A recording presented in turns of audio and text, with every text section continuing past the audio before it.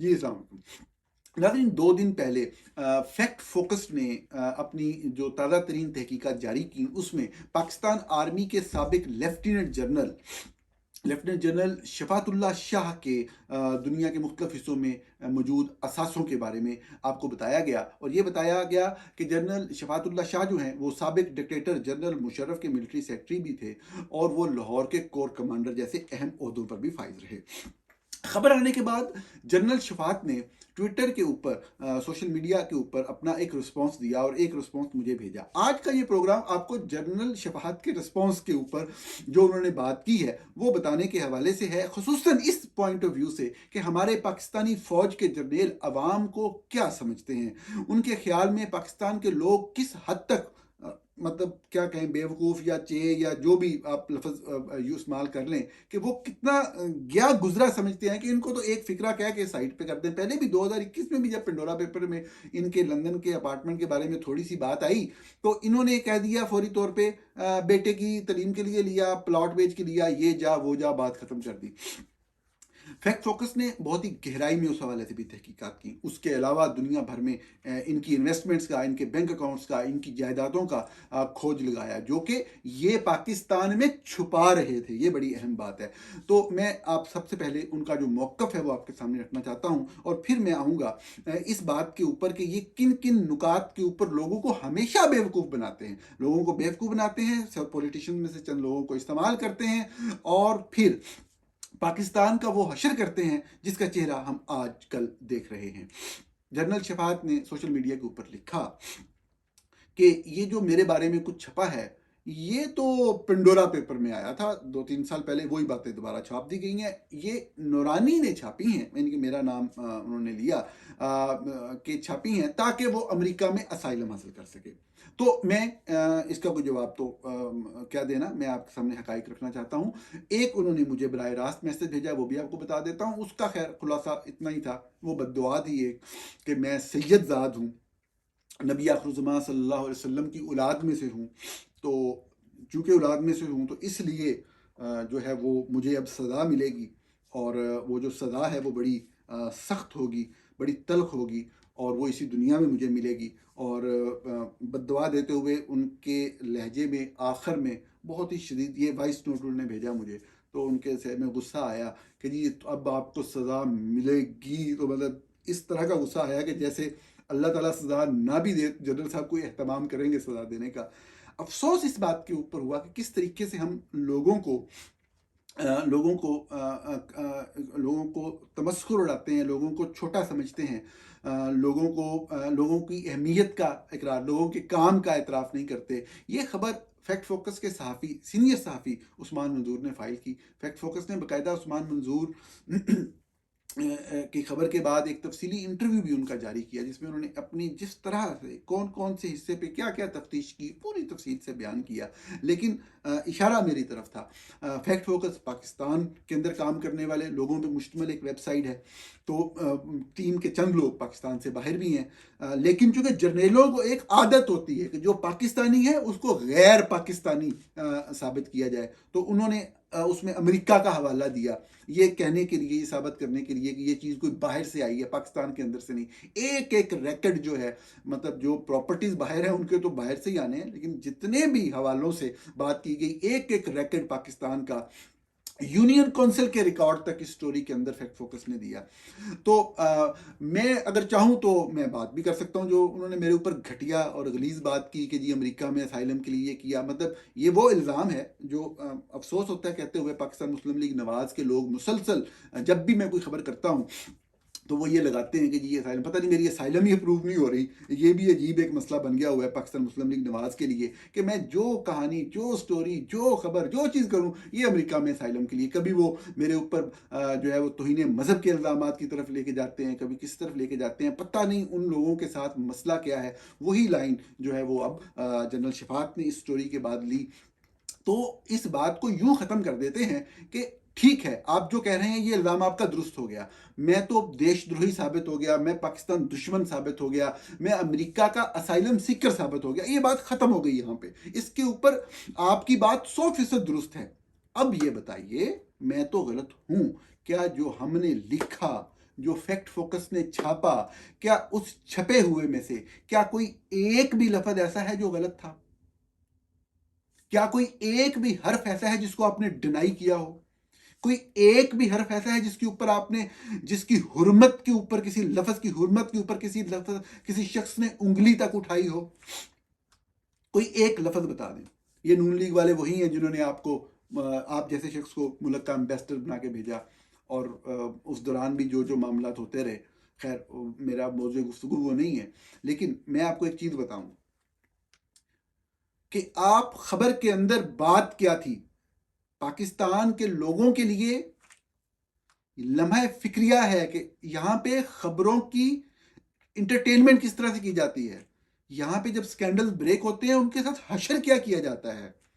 आपने अपने social media पैगाम में जो लफ्ज बोला कि जी, आप कह के गुजर गए कि जी पंडोरा पेपर्स के अंदर जिक्र आया था, इसी तरह की एक दो बातें आपने 2021 में की थी और बात खामोश लोगों को चुप करा दिया था और बात और तरफ चली गई थी।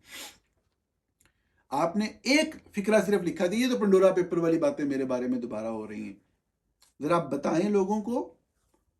आप ये समझते हैं कि किसी को पता ही नहीं पंडोरा पेपर क्या है, आपने लिख दिया पंडोरा पेपर में बातें आई थी ये वो, तो लोग चले गए, और दो चार नून लीग के जो पेड ट्रोल हैं वो कोई बातें मजीद आपको फैलाएंगे या मेरे ऊपर इल्ज़ाम लगाएंगे तो लोग खामोश हो जाएंगे, चुप हो जाएंगे।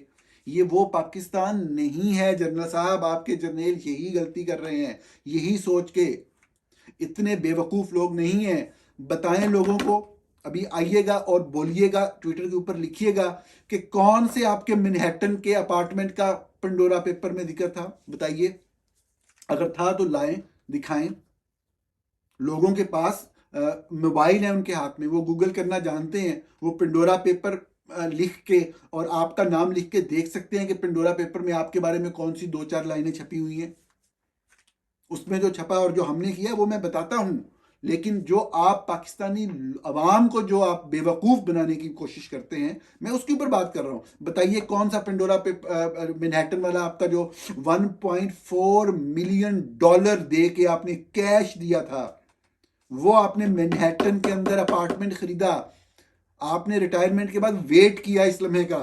आपने पाकिस्तान में ये अपार्टमेंट छुपाया, आप यहां रहते रहे न्यूयॉर्क में आके।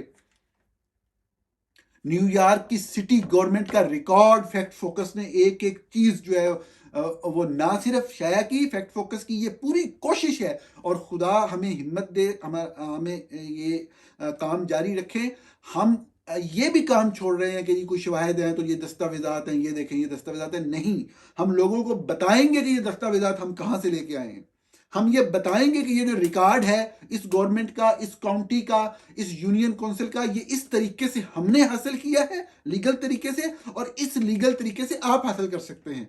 जो मैनहट्टन का आपने 1.4 मिलियन डॉलर का जो अपार्टमेंट लिया 2012 के अंदर, 13 अप्रैल 2012 को, उससे पहले भी आप न्यूयॉर्क के एक एड्रेस में रह रहे थे। तो जब आपने ये खरीदा, तो जब आपने ये लिया, तो उस वक्त जो डॉक्यूमेंट्स हैं न्यूयॉर्क सिटी गवर्नमेंट के, वो सिर्फ हमने जारी नहीं किए, पूरे उसका इमेज नहीं दिखाया, उसके पूरा डॉक्यूमेंट पीडीएफ फॉर्म में नहीं दिया, हमने नीचे तरीका बताया रीडर्स को कि रीडर्स, आप गूगल पे जाके न्यूयॉर्क सिटी गवर्नमेंट के प्रॉपर्टी रिकॉर्ड्स को लिखें, या इस लिंक पे क्लिक करें, फिर इस चीज़ पे क्लिक करें, फिर इस टैब पे क्लिक करें, यहाँ पे ये इंफॉर्मेशन दें, ये लॉट नंबर दें, ये ब्लॉक नंबर दें, ये आपके पास रिकॉर्ड आ जाएगा कि इसका मालिक इस वक्त कौन है। मादी में जाना है तो मादी की डेट्स दे तो आपको वो नजर आ जाएंगी। बताइए ये कहाँ पे आया था पंडोरा पेपर में। आपने दुबई के अंदर अपार्टमेंट खरीदा रिटायरमेंट होने के 1 डेढ़ सवा साल के अंदर ही, वो कैसे खरीद लिया आपने? क्या ये पंडोरा पेपर के अंदर आया था?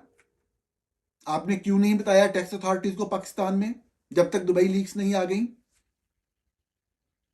कौन सी कंपनी है टेक्सपो, क्या काम करती है टेक्सपो? टेक्सपो का जिक्र आया था? टेक्सपो इंफ्रास्ट्रक्चर की कंपनी है, आईटी इंफ्रास्ट्रक्चर की, क्या उसका जिक्र आया था पंडोरा पेपर्स के अंदर?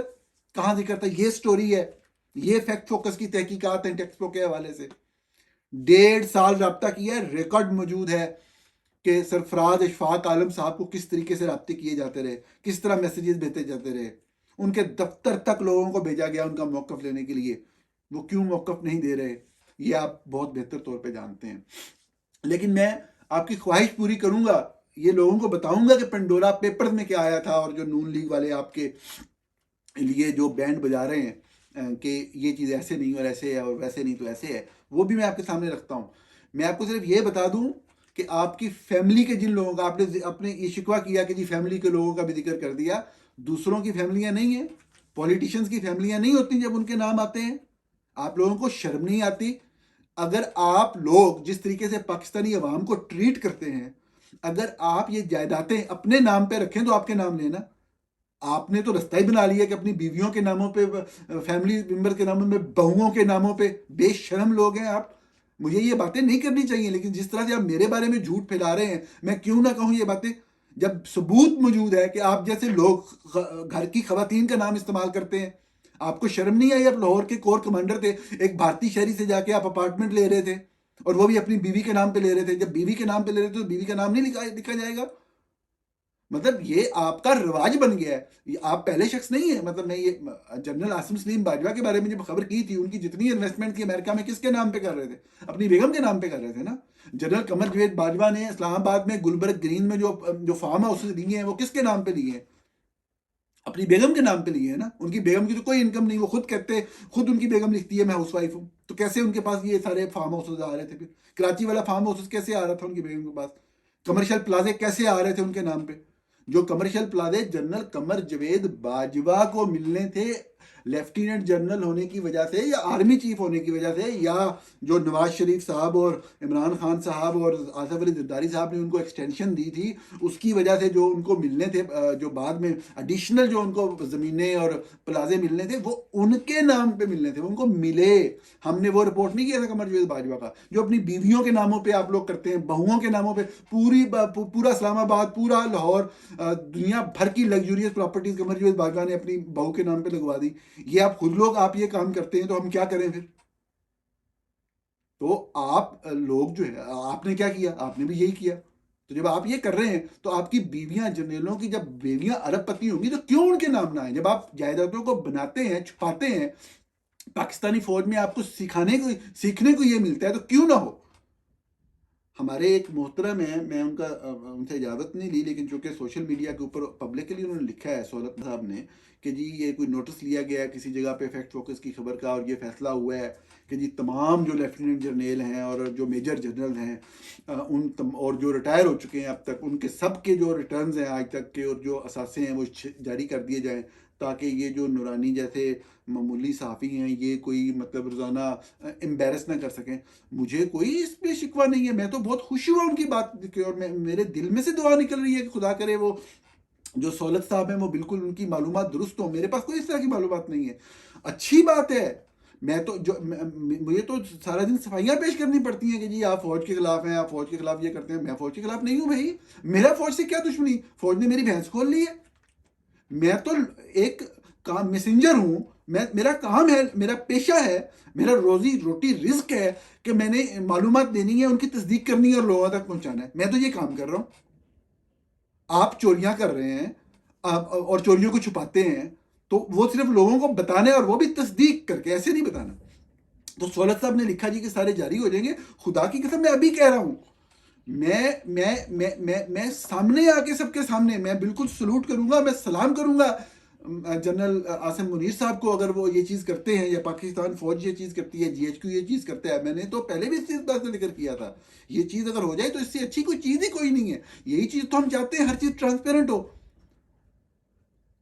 और मुझे उम्मीद है कि जब ऐसा होगा तो बीवियों के नाम वाले जो असासे हैं, जो सूरत साहब ने लिखा है कि जी वो फलां चीज़ आएगी, फलां चीज़ आएगी, तो खुदा करे कि सोलत पाशी साहब की बात दुरुस्त साबित हो, और वो बीवियों के भी, बेटों के भी, बच्चों के भी, और अगर कोई भाई बहन डिपेंडेंट है तो उनके भी असासे जो हैं वो सामने हैं, पूरी कौम के सामने, कौम को पता लगे कि क्योंकि आधी से ज़्यादा तारीख जो है वो पाकिस्तानी फौज जो है वो बराह रास्त हुक्मरानी में रही है, आधी तकरीबन तारीख में, और आधी से ज़्यादा में जब सिविलियन हुकूमत भी होती है, कंट्रोल फौज का होता है। सबसे जो ताकतवर है उसको अकाउंटेबल होना चाहिए। इसमें क्या बात है? अब बातें हैं आपकी जिक्र की हुई बात की तरफ, कि ये सारा कुछ तो पंडारा पेपर में रिपोर्ट हो चुका था। 2 हवाले मैंने आपसे दे के पूछ लिया कि जी न्यूयॉर्क वाला अपार्टमेंट, मैनहट्टन वाला अपार्टमेंट वो कहाँ पे था, दुबई वाला कहाँ पे था, टैक्स पे वाली मुलाजमत कहाँ से थी, ये कौन सी मुलाजमत है कि 1 साल के अंदर दुबई में अपार्टमेंट आ गया, ये कौन सी मुलाजमत है कि 1-2 साल अभी हुए तो चले गए। अब आ जाते हैं जो आप बात कर रहे हैं, जो आपकी ख्वाहिश है कि बात हो, पेंडोरा पेपर के अंदर। पेंडोरा पेपर के अंदर सिर्फ ये वाली बात आई थी कि आपने लंदन में एक अपार्टमेंट लिया है जो कि एक ऑफशोर कंपनी के नाम पे है, जिस कंपनी का नाम ये है, जिस कंपनी के मालिक ये भारतीय बिजनेसमैन थे। अब आपको बताते हैं हमने क्या किया, और अब आपको ये बताते हैं कि उस्मान मंजूर साहब की तहकीकात क्या हैं, और आपको ये बताते हैं कि फैक्ट फोकस ने क्या डॉक्यूमेंट सामने लाए, और आपको ये बताते हैं कि पाकिस्तान के आगे बढ़ने का कोई भी इम्कान क्यों नहीं है। मुझे इस बात के ऊपर झूठा साबित कीजिएगा, इसलिए नहीं है कि सबूत किसे कहते हैं, करप्शन किसे कहते हैं, रॉन्ग डूइंग किसे कहते हैं। सुनिए, वहां पे कोई ऐसा डॉक्यूमेंट नहीं दिया गया पेंडोरा पेपर्स के अंदर, अवाम को नहीं दिखाया गया। पाकिस्तान के अंदर दी न्यूज अखबार पार्टनर था आईसीआईजे का, जिन्होंने रिपोर्ट किया प्रीमेरली ये जंग और दी न्यूज, वो उठा के देख लें। इंडिया के अंदर चंद अदारों ने रिपोर्ट किया, वो उठा के देख लें। आईसीआईजे इदारा है, उनकी वेबसाइट है ICIJ.org, उसको खोल के देख लें। कहीं पे भी आपको डॉक्यूमेंट नजर नहीं आएगा। बरतानवी हुकूमत के लैंड रजिस्ट्री डॉक्यूमेंट को जारी किया है फैक्ट फोकस में, जिसमें ये वाजे तौर पे बताया गया है कि वो अपार्टमेंट जब आपको मिला उससे सिर्फ चंद महीने पहले भारतीय बिजनेसमैन ने 6,76,250 पाउंड का खरीदा था। उस डॉक्यूमेंट, उस ऑफिशियल डॉक्यूमेंट में ये लिखा हुआ है कि ये खरीदा गया, चंद महीने पहले खरीदा। चंद महीने बाद जब आपको आया तो आपका दावा है, और ये नहीं कि आपने टैक्स के ऊपर, पेपर के ऊपर लिखा हुआ है, जो टैक्स पेपर जारी किए हैं फैक्ट फोकस ने, सिर्फ उसके ऊपर ही लिखा हुआ। आपने मुझे बताया इंटरव्यू देते हुए कि 3,10,000 की पेमेंट की है। तो इससे बड़ा किसी शख्स की करप्शन का, बदतरीन करप्शन का सबूत क्या होगा कि वो लाहौर का कोर कमांडर हो, उसकी बीवी को भारतीय शहरी आके अपार्टमेंट दे के चला जाए, अपार्टमेंट के ऊपर फैक्ट फोकस डॉक्यूमेंट लाके आपको दे दे कि 6,75,76,000 पाउंड का खरीदा है। चंद महीने बाद आप खुद लिख के भी कह रहे हैं, और आपके स्टेटमेंट मौजूद है कि ये जितनी कीमत आईसीआईजे वाले बता रहे हैं इसकी हाफ से भी कम है। आपने मुझे फिगर बोला और ये डॉक्यूमेंट जारी किए हैं फैक्ट फोकस ने, आप लिख के बता रहे हैं कि आपने 3,10,000 दिए। ये अलग बात है कि आईसीआईजे भी इस तरफ इशारा कर रहा था, हमने भी ये कहा है कि पता नहीं कि आपने दिए हैं कि नहीं दिए, देने का कोई सबूत नहीं आपने दिया अभी तक कि पेमेंट आपने कैसे की। मुझे आपने कहा कि आपने पाकिस्तान के अंदर किसी को पकड़ा दिए, जो कि साफ जाहिर है कि मनी लॉन्ड्रिंग के जुमरे में आता है, लेकिन मैं उस तरफ नहीं जाता, मेरी वो डोमेन नहीं है आपको मुजरिम साबित करना। लेकिन आपने कोई एविडेंस पाकिस्तान के अंदर रकम देने का भी नहीं दिया।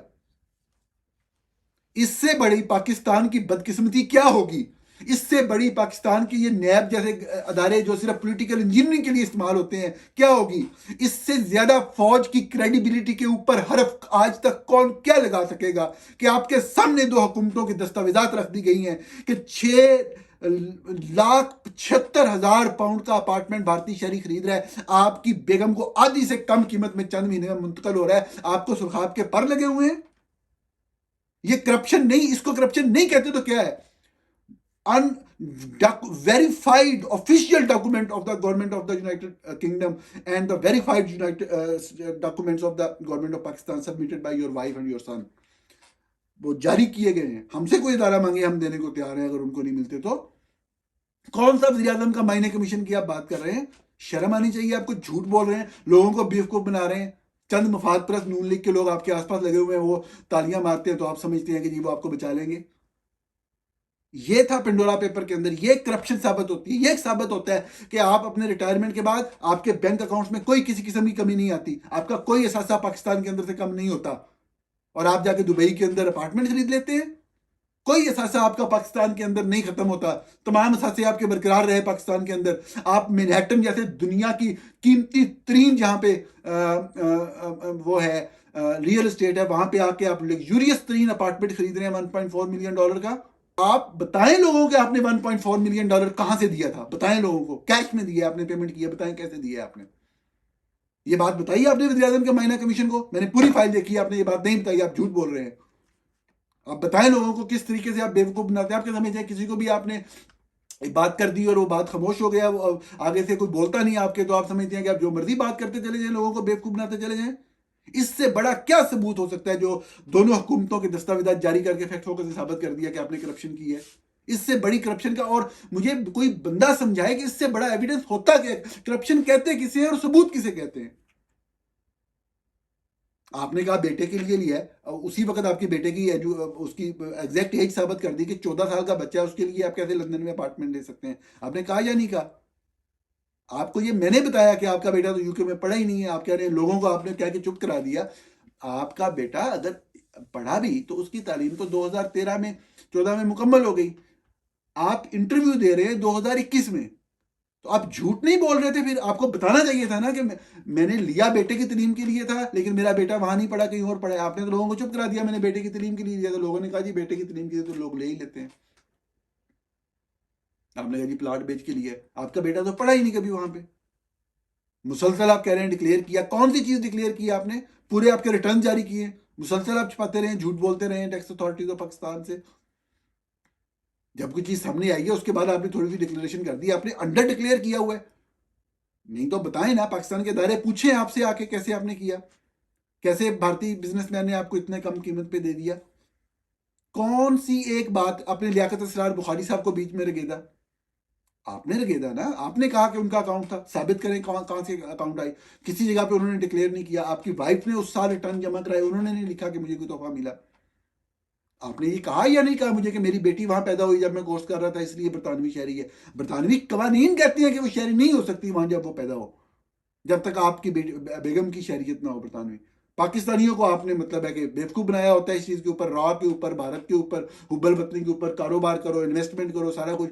और आप खुद जो है वो जायदादें खरीदते हैं बाहर और बाहर जाके शहरियतें लेते हैं, लोगों के ऊपर असाइलम लेने का इल्ज़ाम लगाते हैं। आपको शर्म नहीं आती?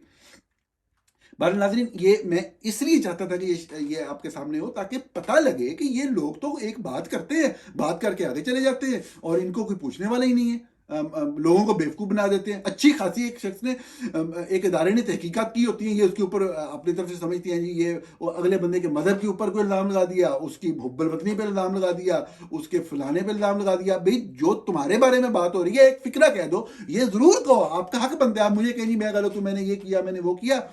हाँ, खबर भी गलत है, ये भी कह देना फिर साथ। एक लफ्ज को आप चैलेंज नहीं कर सकते, एक एक लफ्ज की हुर्मत का, क्योंकि हम फैक्ट फोकस पे ख्याल रखते हैं। बहुत शुक्रिया नाजरीन, मैं बात तो ख़त्म करता हूँ। हमेशा आपसे जिक्र करता हूँ कि फैक्ट फोकस का जो इदारा है मुकम्मल तौर पे अपने सब्सक्राइबर्स पे डिपेंड करता है। फैक्ट फोकस की वेबसाइट पे जाएं, आप सब्सक्राइब करें, कम से कम कीमत के ऊपर भी आप किसी भी करेंसी में सब्सक्राइब कर सकते हैं हमें।